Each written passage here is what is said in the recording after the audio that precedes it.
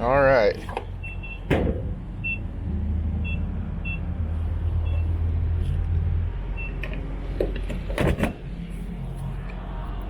Okay, today I am doing the HyperMile loop. I have the GDE tune in. Truck's a little dustier than it was last time. I have the GDE tune and the SFT transmission tune. This is the same combination I had with my trip back from St. George, Utah. That was about 300 miles. And I'm hoping I get some good results with this one. Same pump as the other loops. It's the same loop, 64 miles. This time I will not be using cruise control that much at all. I'll wait 30 seconds and top off again. So 30 seconds on the timer. I will not be using cruise control much at all. I will be varying my speed and adjusting it up and down. I'll show you some of the techniques I use. Just clicked. Let me know if you have any questions, but let's see what I can do on my own without, just to see how good a fuel economy I can get on this loop. All right, so go reset. Sorry for the glare here. Let's reset the MPGs here. All right, got everything reset. Sorry for the glare here. Let's get going. This is the 64 mile MPG HyperMile loop. Let's see what I can do by hypermiling. All right, so in this loop, I will probably mostly be going slightly under the speed limit, probably 5 miles an hour under the speed limit, unless someone is behind me. When I hypermile, I do not irritate anybody. I stay out of the way as best as possible. So as I hypermile, I will set cruise control a little bit slower when I'm in a steady flat, or I will coast. What I just did at that light was I coasted down to the stop sign because I knew I was stopping. There's no point in holding down the throttle until you get to the stop. A lot of people are tempted to do that, so they get there as fast as possible, but you want to anticipate what is going to happen in front of you when you're hypermiling, and you do not want to hold the throttle all the way down and then slam on your brakes, because that's just wasted energy, wasted fuel. Keep that in mind. Thinking ahead will help save a lot of fuel as well as be safer too. We'll keep going and I will update you as we go. Let's see what I can get on this. I'm hoping I can get at least 31 to 32. So we'll see what I can do. I'll take you along and show you some of the techniques I'm doing. There's nobody behind me right now, so I went ahead and hit the arrow down for my cruise control to slow down a little bit. I'm going to go ahead and do it again. We're going up a slight hill. As I go up the hills, I hit cruise control up, and if I see a stop in front of me, I don't speed back up. I just coast to that stop.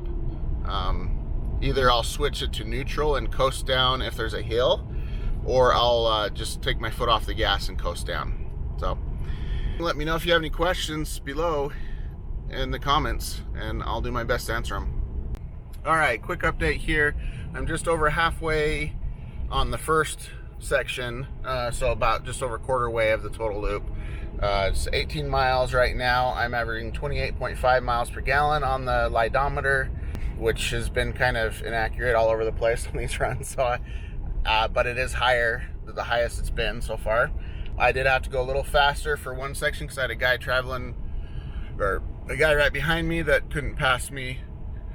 So I sped up and went about 5 to 10 over the speed limit, but I varied my speed with the cruise control. When going up the hills, I slowed down and then I sped back up going down the hills to maintain the speed ahead of him. And that's what I did on my 30 mile per gallon trip back from St. George. Is on the hills, I tapped the cruise control down and watched my MPG, and I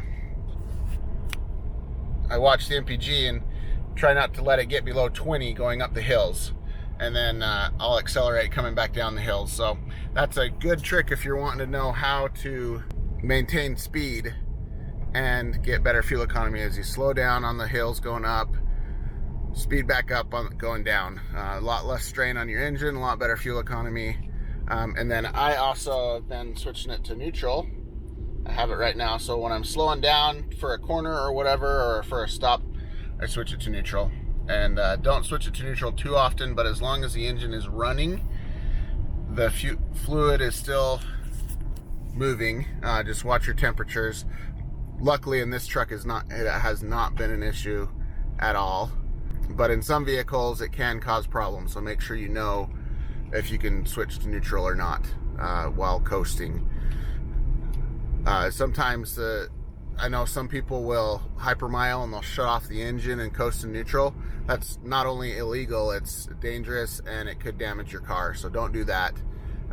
It's not worth it. You'll end up with a lot more expense than you would have spent on the fuel anyway. Just there coasting down to speed, I got it up to 29.3 average MPG. This is a small section where the corners, one is 40 miles an hour, the other one recommends 35 miles an hour, so I'm going a little slower through this section. Right now I'm at 40, coasting down to 35, and then I'll speed back up after this corner right here. This corner recommends 35, so that's how you hypermile. You do some coasting. I've been doing some pulse and glide, and what pulse and glide is I'll do it right here.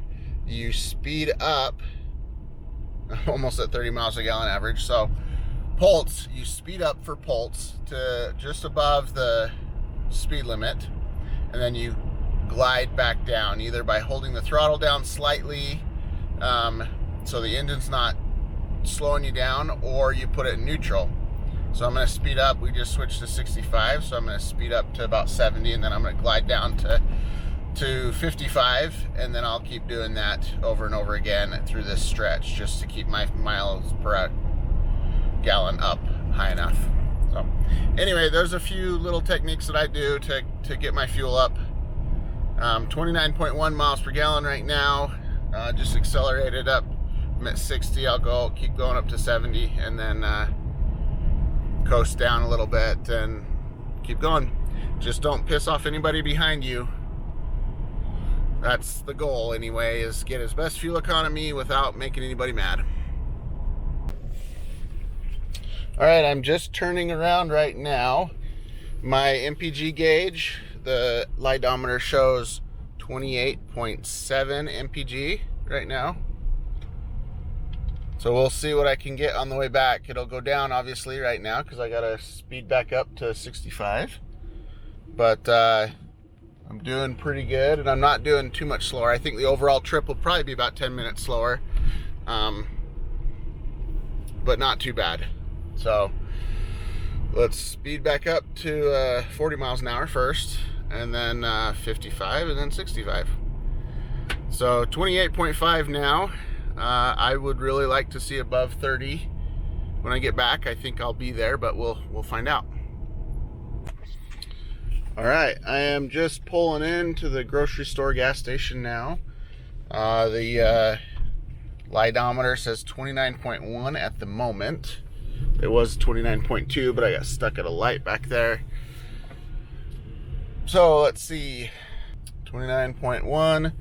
Same pump is open, so I will go fill up and let you know what we get. All right, back at the pump. Let's get this going.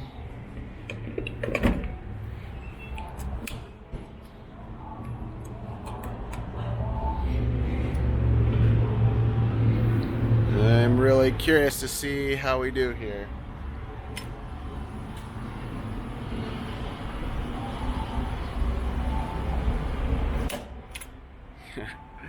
Well, that's definitely the lowest it has been. Wait 30 seconds. Do it again. 1.593 on the first click. So I know I'm above 30 miles per gallon, but I don't know how far above 30 miles per gallon. I had a truck following me the last little bit, so I wasn't able to use quite as many techniques as I'd like to. So I know I could have even done better, but I'm pretty happy. All right, there's 30 seconds there.